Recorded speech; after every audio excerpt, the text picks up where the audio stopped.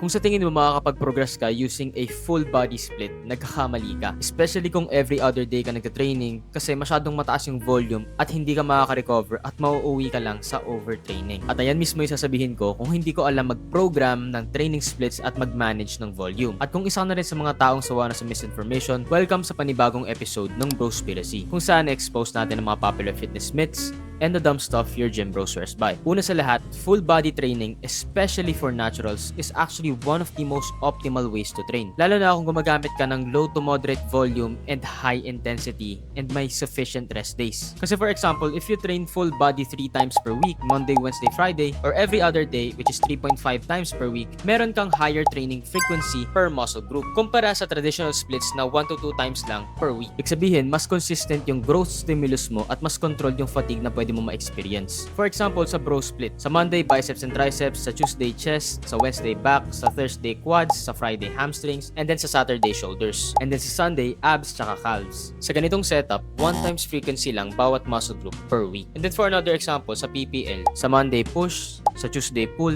sa Wednesday, legs, and then sa Thursday, rest, and then repeat. Sa ganitong setup naman, meron na tayong 2 times frequency sa bawat muscle group. Pero 6 days a week ka nagtitrain and only 1 rest day. Meaning, mas mataas yung systemic fatigue and yung CNS load. At kung ikukumpara mo naman yan sa full body, kung saan meron tayong less sessions within a week pero well distributed pa din yung stimulus and yung recovery. Simply because mataas yung frequency natin and meron tayong extra rest days para makapag-recover both locally and systemically. Ngayon, sinasabi ko bang pangit yung bro split or PPL? Hindi. Kasi merong proven results yan and maraming tao na din ang nag-grow gamit ang mga splits na to. But if we're talking about efficiency, recovery, frequency, and maximal progression, ang full body training or full body split when programmed properly holds its ground and even outperforms yung mga traditional splits for a lot of people. Kaya sa susunod na may magsasabi sa'yo na hindi ka makakapag-progress sa full body training, sabihin mo na lang, Brospiracy yan.